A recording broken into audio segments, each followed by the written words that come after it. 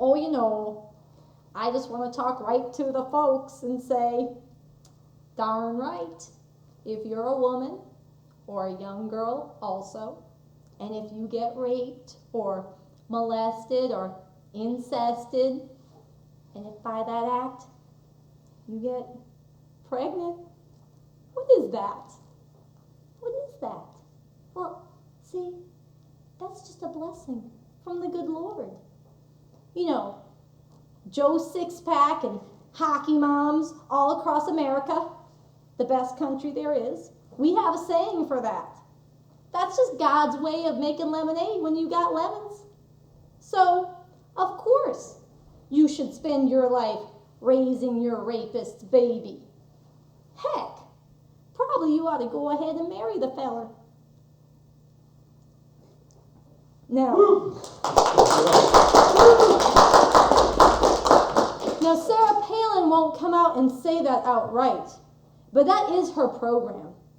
There is no other way to understand charging a woman for her own rape kit, which is what she did in Wasilla, Alaska, where it's mandated by law in all of Alaska that if a woman gets raped and you go to the police and you report this and they give you a rape kit.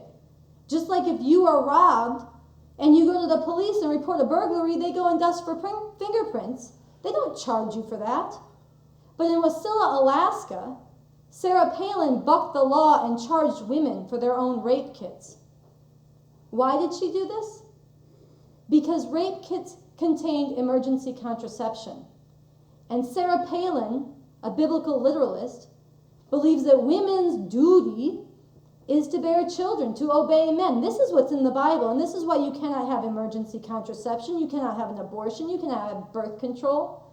And this woman, who can only, by any account, be described as a Nazi, is being legitimated and normalized. Every time the media treats her like a legitimate candidate, and every time Barack Obama says, it's fine, we won't discuss her religion, that's not within the parameters of the debate, and in fact, Barack likes to say that this is one of her more positive qualities. No, this woman is a fascist, and she's not just on the extreme fringe. When I first got involved in defending abortion clinics and counteracting the theocrats 10, 12 years ago, people like to say they were wrong at the time, but they like to say, these are people, they're just fringe lunatics, extremists on the edge. No, people like Sarah Palin are throughout the halls of power in the White House, in the top ranks of the officer corps of the military. They're at all levels of the federal court systems and local state court systems. They're in the legislature.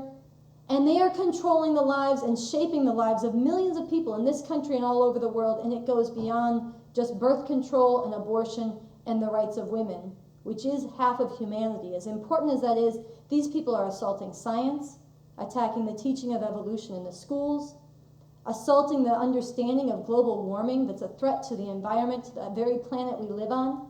These people have declared a war on critical thought and inquiry. They are championing, they are advocating for the increased use of the death penalty, including at a time you have people like Pat Robertson who argue that habitual criminals should be executed. We should just expedite the prison system and use the death penalty more liberally, more leniently against habitual criminals at a time when 1 in 9 young black men are in prison.